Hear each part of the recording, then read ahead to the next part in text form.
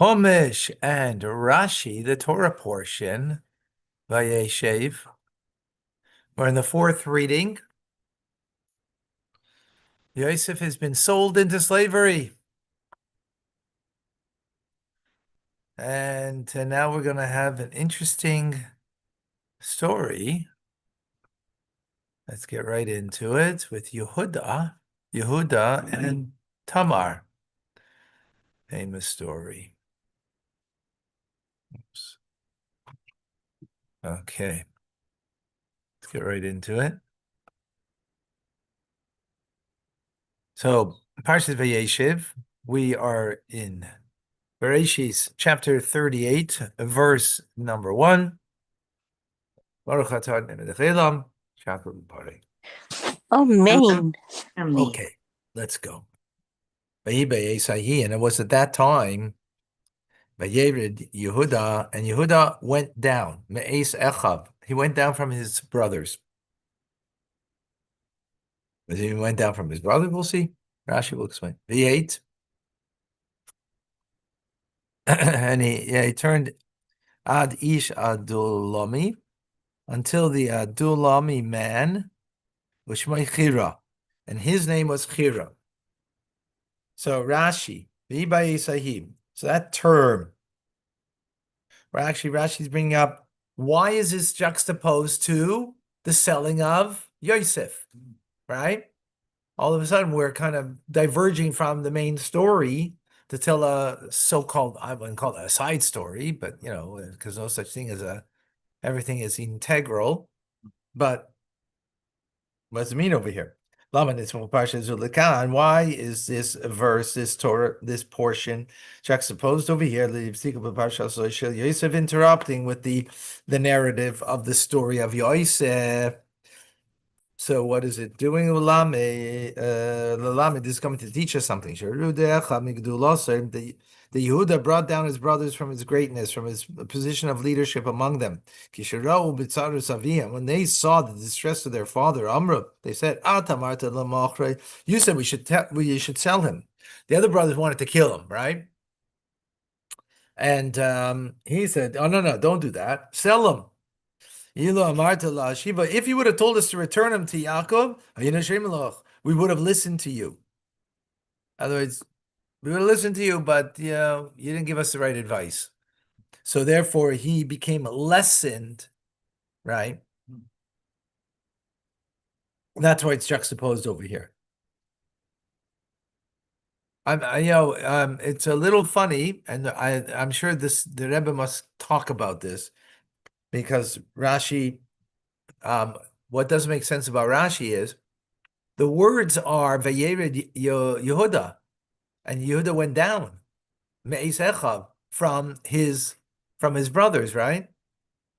What's Rashi quoting from the verse? So he's not quoting those words from the verse. He's quoting just it happened at that time, and he doesn't put ...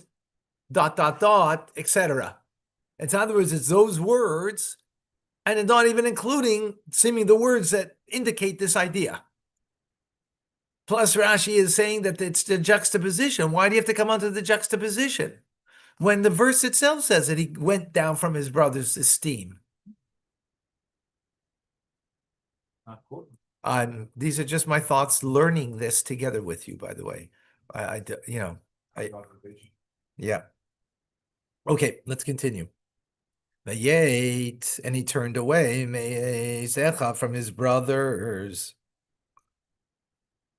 Right.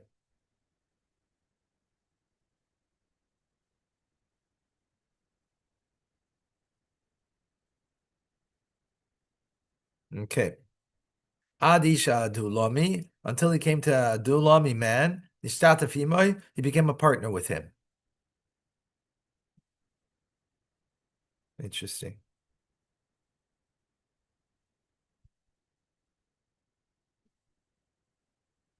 In other words, he was a partner with his brothers before, right?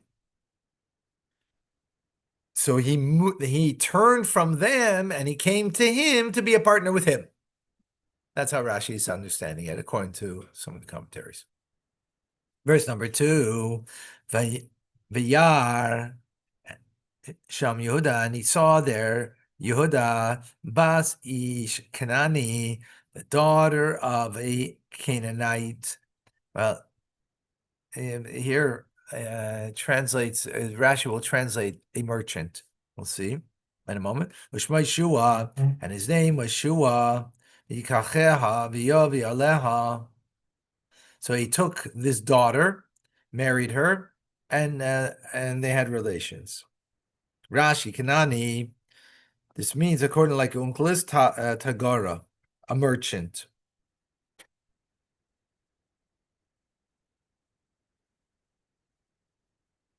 Remember, Avram and Yitzchak did not want that you should marry a Canaanite, right? You should not marry a Canaanite. So the commentators say that it stands to reason that therefore the same thing would be with Yaakov. He didn't want his son to marry a Canaanite. So it doesn't mean a Canaanite. It means a merchant.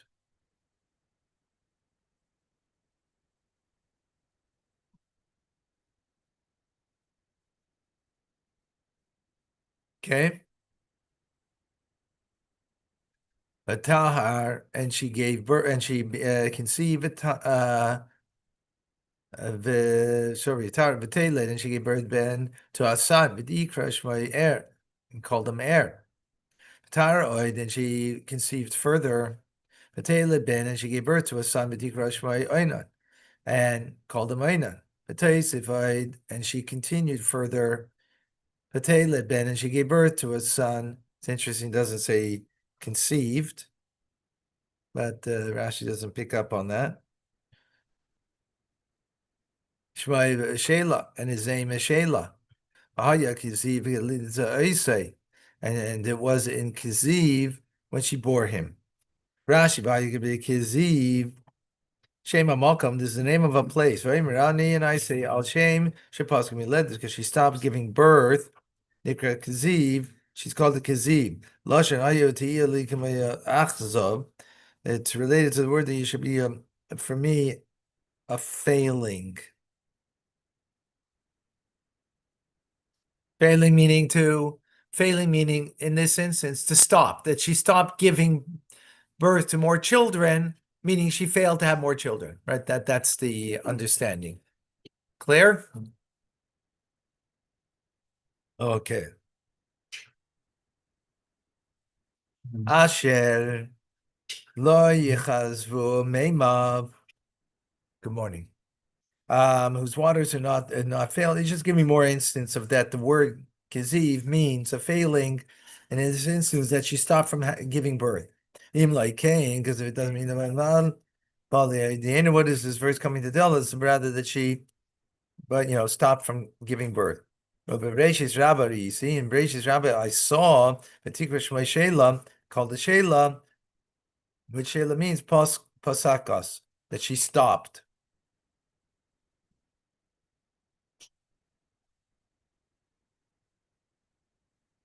Stop giving birth to more children.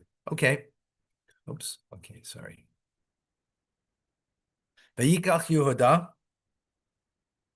We're in verse number 6. And Yehuda took Isha Le'er, a woman, meaning a wife rather, Le'er, B'chayre, his firstborn, Ushma Tamar, and her name is Tamar. Vayi Er B'chor Yehuda. And it was the firstborn of Yehuda. Ra Be'inei Hashem. He was evil in the eyes of God. Hashem. And God caused him to die. God died. Okay. Verse number 8. Yehuda. So Yehuda said to Einen, Ba al Eshes Achicha.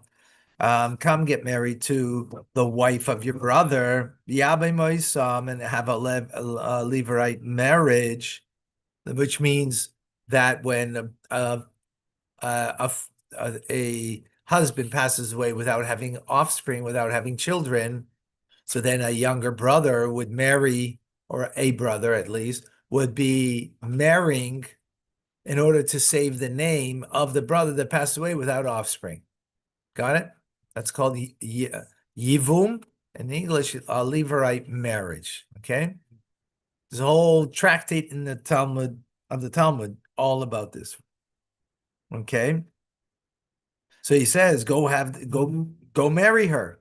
In order that you should establish an offspring for your brother. Rashi.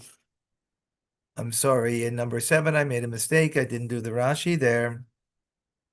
Rabbi Hashem, he was evil in the eyes of God. Er was evil like his brother Oinen, Mashchi Zara, that he would destroy his seed, semen, right? Shenema Ba'oinen, how do we know that he did that? Because by Oinen, the second son, we'll see in a moment, V'yamez Gam, I say that he too caused him to die, also implying Misasa Shel Er, meaning also like the death of Er, for the same reason, Misasa Shel Oinen was the death of Oinen. And others, they die for the same reason. Lama Er Mashchis Zaroi. Why would Er destroy his seed? In order that Tamar should not become pregnant, and spoil her beauty. Right? He didn't want her to become pregnant. Become pregnant, she's not going to be beautiful anymore. Right?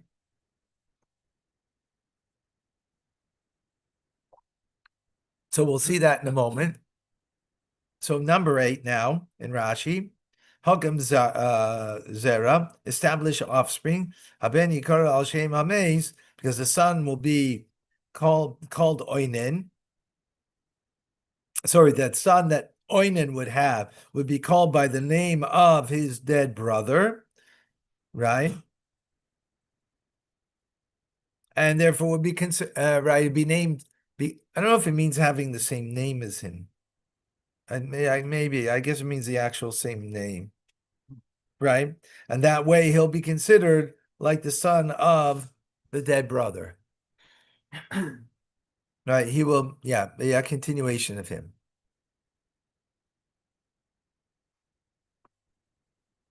Okay.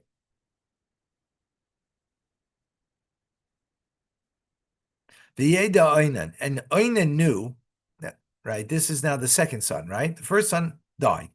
Tamar now is marrying Oinan, the second son, a Levite marriage. Kiloi yeah, that not to him it would be a Hazara, the offspring, the seed.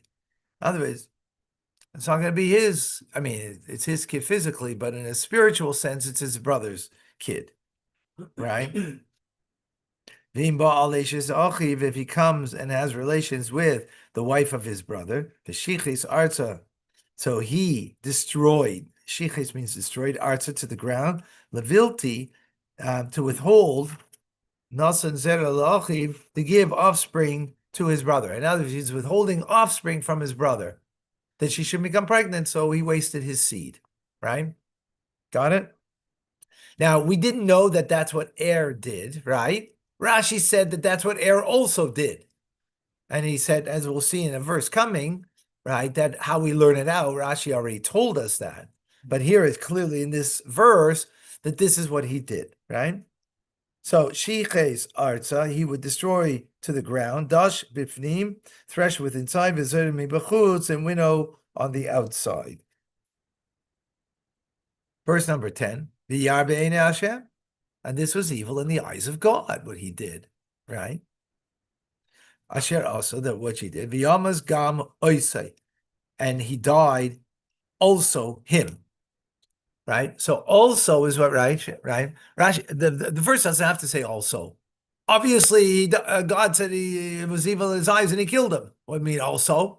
So Rashi explained previously. Also, that doesn't tell us why he died, just that he was evil in the eyes of God, right? That he was the also, meaning that he died for the same reason, right? He wasted seed. Verse number 11. Yeah, we're clear? Okay. Just to let you know, we got a truck. Okay? Yehuda rather, Yehuda said, "L'sama to summer kalosei, his daughter-in-law, Shvi Almana, remain as a widow, Basavich, a Beis Havich rather, in your father's house, Ad Yigdal Shelah, until Shelah, who's the third son, right? He will grow up. Bini, my son, right? In other words, he's young. Let him grow up. And when he grows up, why? Why did he say this? Ki Amar, because he said to himself, Pen Yamuz Gamhu Ke'echab, lest he dies, also him, like his brothers. Telech Tamar, and Tamar left, as her father-in-law suggested, right? And she lived in her father's home. Rashi gam ki amar, for he said kaloimar because she pushed her away with a straw. In other words, it was a pretext, right, to brush her away. Because he had no intention, to have Tamar marry Sheila at all. He had no intention, but he pushed her off. Go, and when he gets older, he's marriageable age, then you'll marry him, right? Again, why? Levirate marriage, right? Clear? Okay. Just a reminder, we're learning Chumash and Rashi and nothing else, okay? So any thoughts you have that have nothing to do with Chumash and Rashi are not for now, okay? You have a basket here. Not that those thoughts are not, of value, but especially that we have a lot to learn. Okay. The Yibo Hayamim, and the days were many, they passed many days. The Talmas Bas Shua, and Shua's daughter, the wife of Yehuda, died. Right? Remember, he was married. Yehuda we're talking about now, right?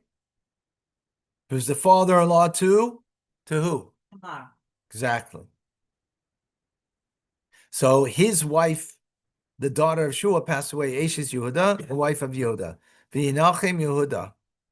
And Yehuda was consoled. Bial al Geizezei, and he went up to shear his flock. Who? V'chirai. Him, and V'chirai Re'ehu, who's his friend Hadulami Timnasa. Remember, he had a friend who was a partner with, right? So he went V'chira to Timna. Timna is a place. Rashi v'yal al Geizezei. He went up to shear the sheep al Timnasa, and he went up to Timnasa Lamed to stand over and to oversee the shearing of the sheep. He wasn't doing the shearing, but he was overseeing it. Okay, the Yugad, and it was told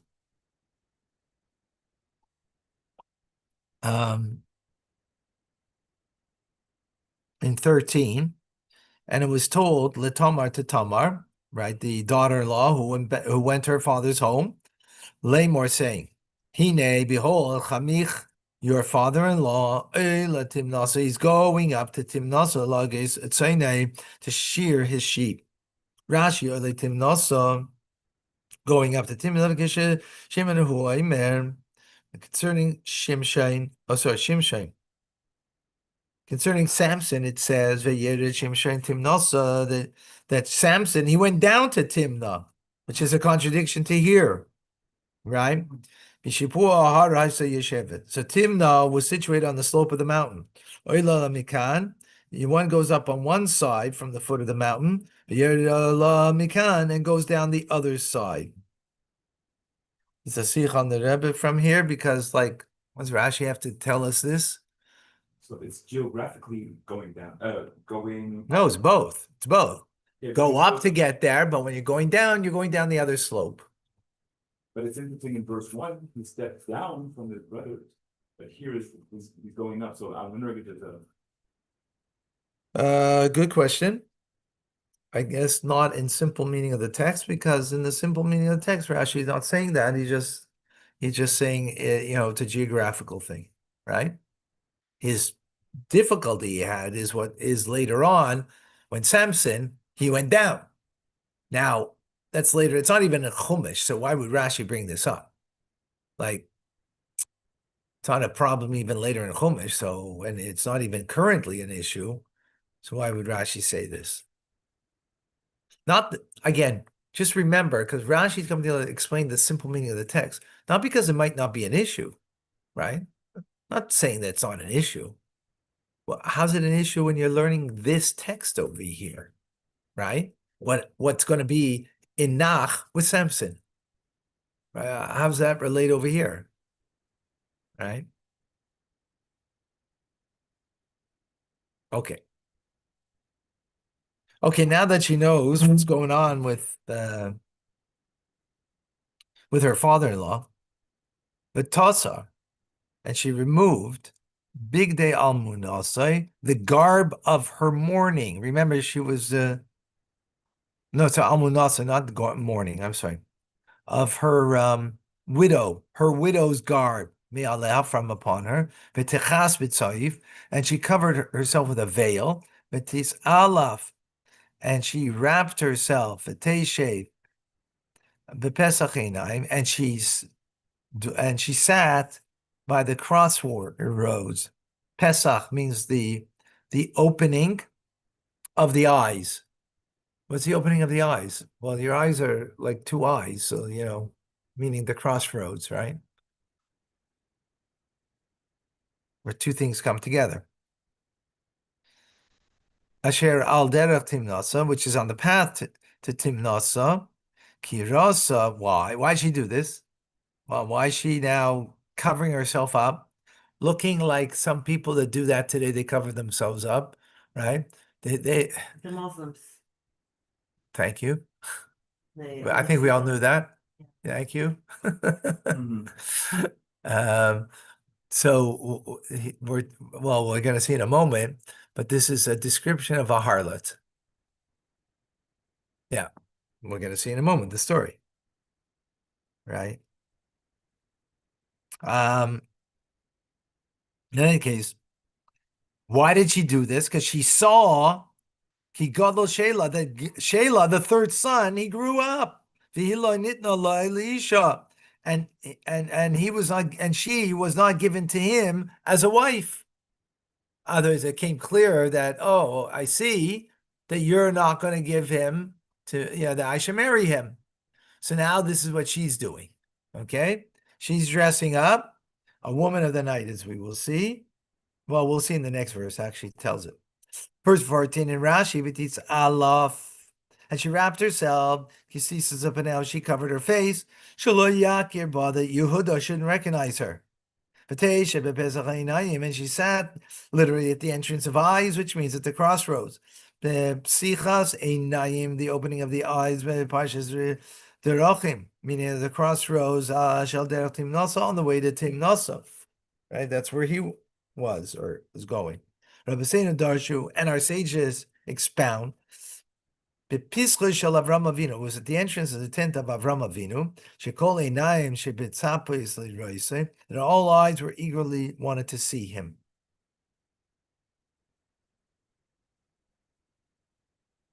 Interesting.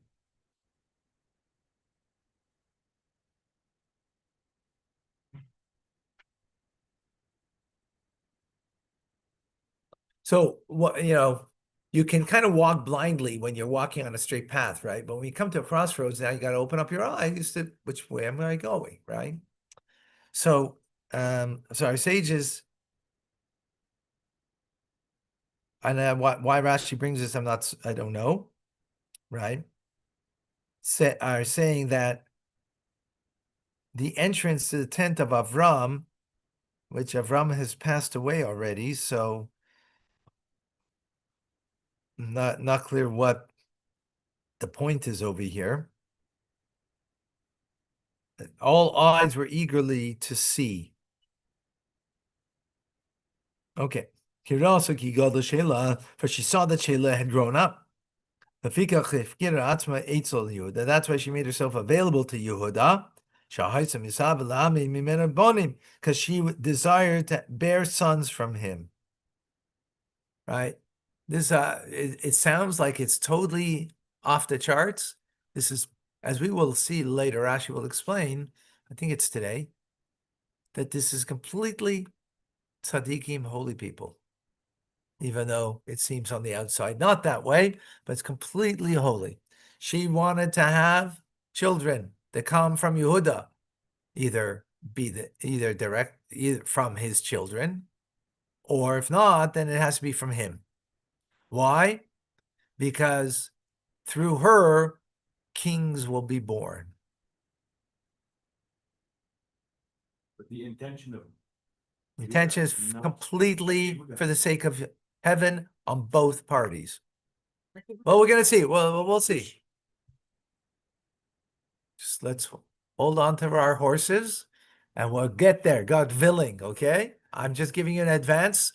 So but I shouldn't tell you in advance. I'm only telling you in advance to just give you a little better context of things. That's why I'm saying it, okay? Details to come. Good question, but not now. Okay. And he saw her. Yehuda saw her. And he considered her Lizaina for a prostitute. Because she covered her face. Now you know what that means. What Torah considers. Okay, he considered her, he thought of her to be a harlot, because she's sitting at the crossroads.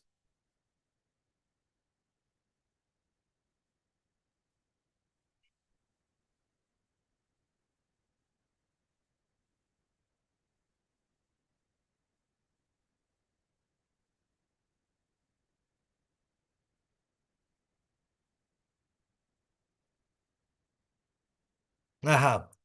So actually, I got to take back because the commentators explaining the Rashi over here that it's not covering herself. She did it for the purpose of that he wouldn't recognize her, right? Right? That's covering. The act of covering is an act of modesty. So what is she? Why is she then a harlot? Because a woman who's at the crossroads means she's looking for something.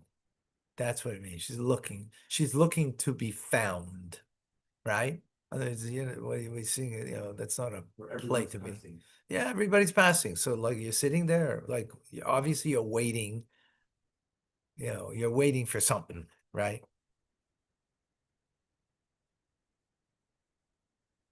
Kisses up and out because she covered her eyes. Wasn't able to see her, and to recognize her. Midrash Rabbeinu and the sages, they understand this. Kisses up and out that she covered her face when she was living in her father's household. She was modest. Therefore, Yehuda did not suspect Tamar of being a harlot because she was very, very modest in her father's household.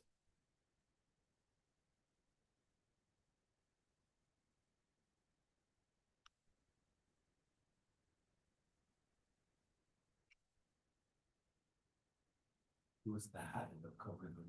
What? Was in the habit of covering her face. I understand. Yeah, that's what it seems to. Yeah, that's the way I'm understanding it.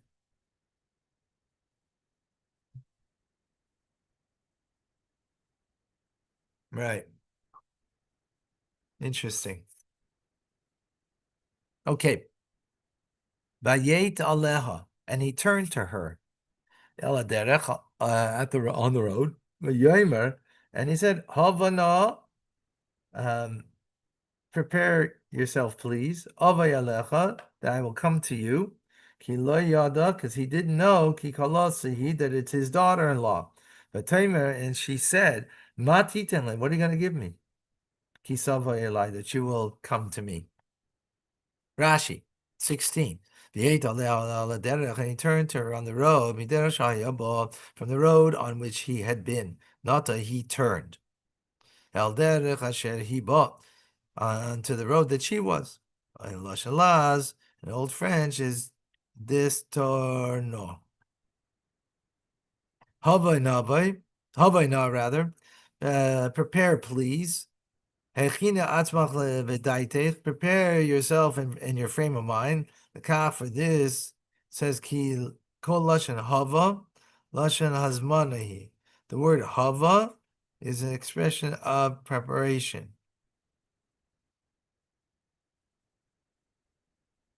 Right. Chutz mimakom sheyesh the targum b'lashon nesina, except in places where you can means giving. Sometimes the word hava means to give. And those instances, and even in those instances, hava is also a sense of preparing. Are close to the meaning of giving. Okay. 17. Yomer, and he said, I will send to you. Right? He didn't have on hand, but he says, I will send to you a young goat, Gedi Izim, Minatzoin, from my flock, from the flock rather, but Taimer, and she said, Im titen aravain ashalachecha. So give me a pledge until you send it. Right? In other words, you're saying you're going to send me, but I want a guarantee. So give me something that I can hold on to that will will ascertain that you will indeed bring me my payment. Right? Rashi, a Ravain says mashke, a security.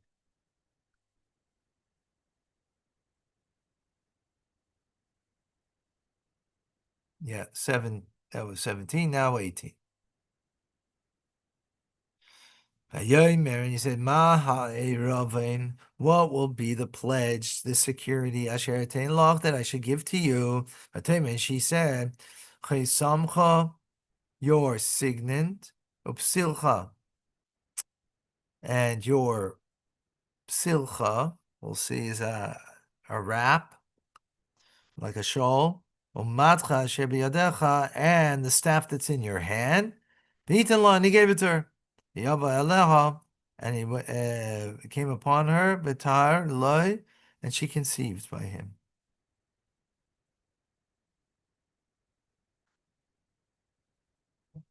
Rashi, in 18. Yeah, got it there. Rashi in 18. Samcha, or simcha.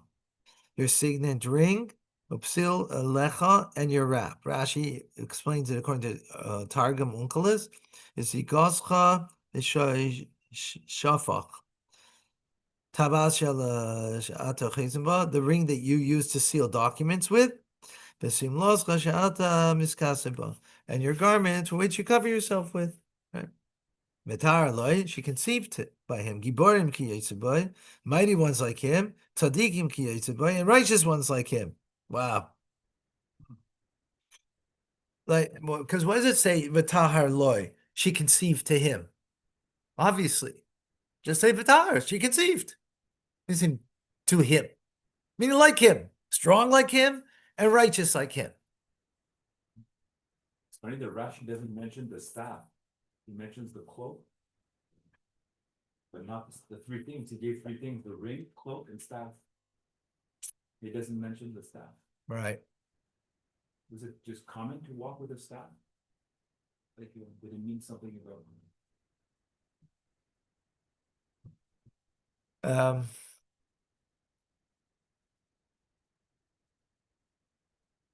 No, because the staff, he's just translating the words, what it means. So staff is simple that it means a staff, right?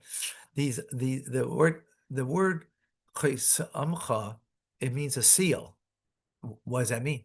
Is it a stamp seal or is it a ring seal? Right? So he's saying that means a ring seal, right? That's first. And then the word silcha is like a wick almost. Seal is like a piece of material for a wick. That's usually so. It's also a word that's not so obvious what it means. So therefore, he's just giving us the translation, right? But a staff is a word, that's a simple word that used in the verse, so we know that word what it means, right? Got it? Yes. Okay. 19. Oh boy. We gotta get moving over here. She got up and she went and she removed the veil from upon her, and she wore her widow's garb. 20. Yishlach Yehuda, and Yehuda sent as Gedi Izim. Remember, that was only a pledge, a security that was to be given back when he brings his sheep that he has to bring to her, right?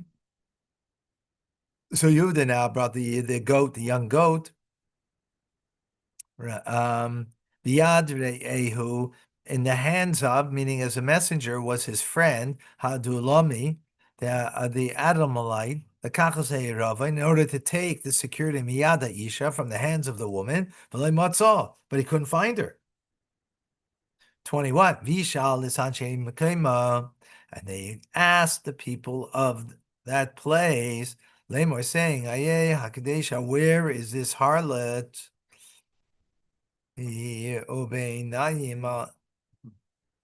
Where is this prostitute?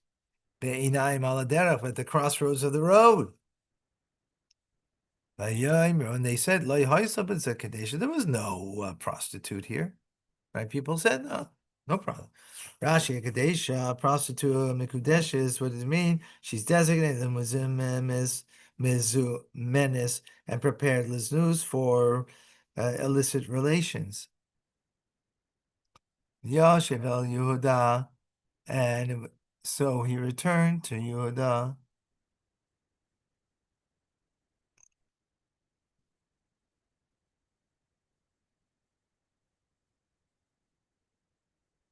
Sorry.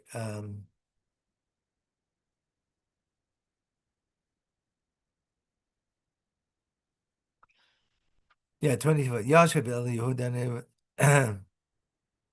So he returned to Yehuda, and he said to him, I didn't find her. And also the men of the place, they said, that there wasn't in this place, Kadesha, a harlot.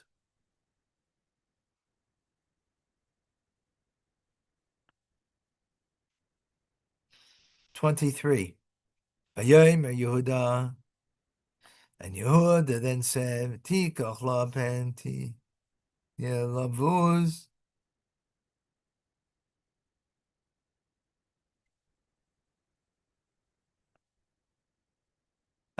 Sorry.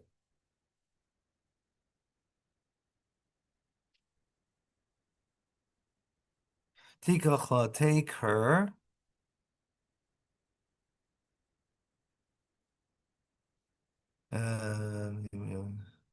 Penny lavuz, unless we become the laughing stock. Vine shalachti gadi azeh. See that I've sent her this kid goat. But you did not find her. Rashi in 23.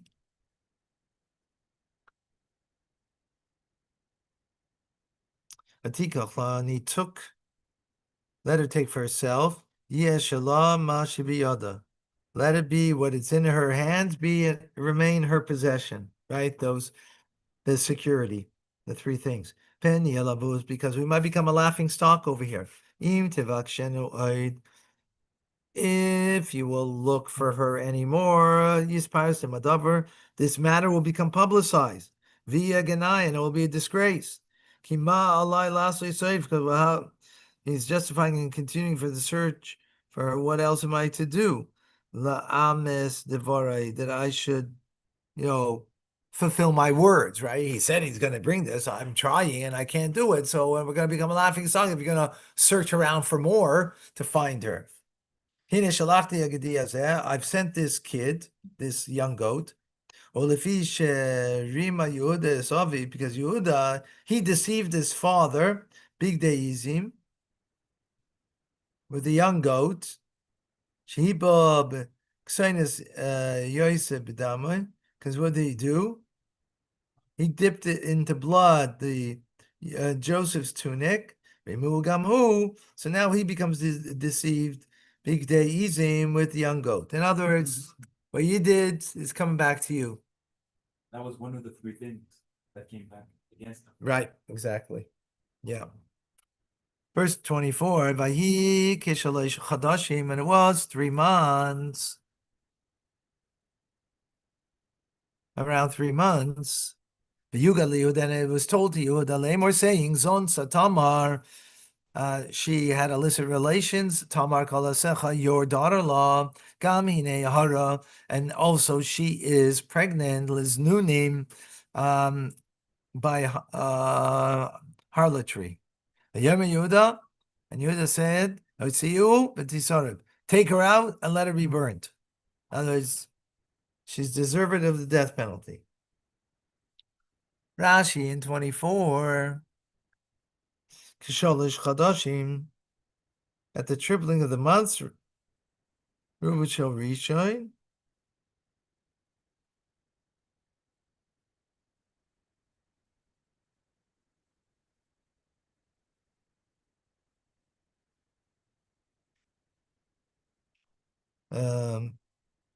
Rubachel Rishon, the greater portion of the first month of pregnancy, but Rubachel Achron, and the greater part of the last month, the Emsa Shalom, and a full month in between. Oh, it's like half a month of the first month, right? In other words, it's not the months of her pregnancy, it's, I guess, the months of the month, right? The days of the month, right? So it's half a month, and half a month, right? So that's because it says like 3 months. 3 months is 3 months. What do you mean like 3 months? Because it's not 3 months from the beginning of her pregnancy. It's 3 months based on the calendar. So it was half of a month.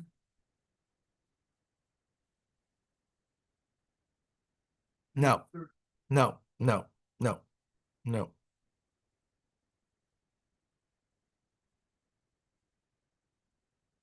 No, it's months. Kishalish chadashim, lashon kishalish chadashim, v'yishtaleach chadashim, kamem shalech manes, mishloach yadam, chen tirgam onkelis, kisalosais yarchi. Okay, now it's speaking about months. Haral is nunim, she's pregnant by harlotry, shem davar. This is an adjective muberis of means pregnant. Kamoy isha hara, kamoy chama, chama. Okay, just okay. V'tisar, she should be burnt. Omer Ephraim Mashiv Sha'a Mishum Rabbi Meir. So he said the following: Bita shel Shem Haisa Shu Kayin. She was a daughter of Shem, who was a Kayin. Tamar is a daughter of Shem. How that happened, I don't know. Because Shem lived a long time ago. In any case, Zafikal, therefore, the Nua Bisrefa, that's why she's judged by burning. Burning doesn't mean in a fire, by the way. Burning means with a hot, something hot that burns you on the inside and kills a person on the inside.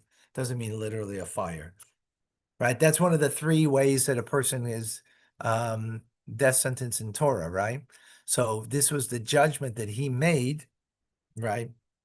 There's a lot of stuff over here that we're not going to be able to get into because we're already over our time.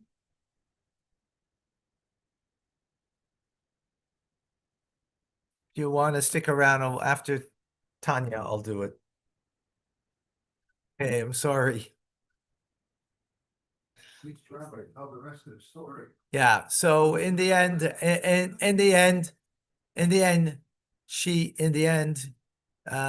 by the judgment that's being made, she says, "Oh, I'm just pregnant to the person who this belongs to," and she doesn't say who. And Yehuda recognizes recognizes he's the guilty party, so she becomes exonerated, and he recognizes them, and they separated. And Yeah, Because he didn't give her his son, so it was his fault. there's no fault over here. I'm saying like he There's said no- that she's There was right. there's no because I did- huh? it says here that she's right because I didn't let her Yep. marry my son, Shiloh. Yeah, but that doesn't mean it's a fault. You No, added a okay. word. You added a word. No, I'm saying, okay, he said she's right because I didn't let her. She's marry- right. Because I Huh? didn't let it, no, he said because Kilona Tatia was she. Anyway, let's put it let's put it let's understand just brief notation over here. This was something that was heavenly decreed, that this is the way Mashiach is going to come about. It had to come through you. The opposite of the way another religion believes. Complete opposite. Think about it. That thought I never thought of it that. I never thought of that idea. The complete opposite. And yet it's completely a holy thing. Completely a holy thing. How? Okay, so we need the Rebbe Sichas and stuff, which we don't have time now because we're going to Tanya.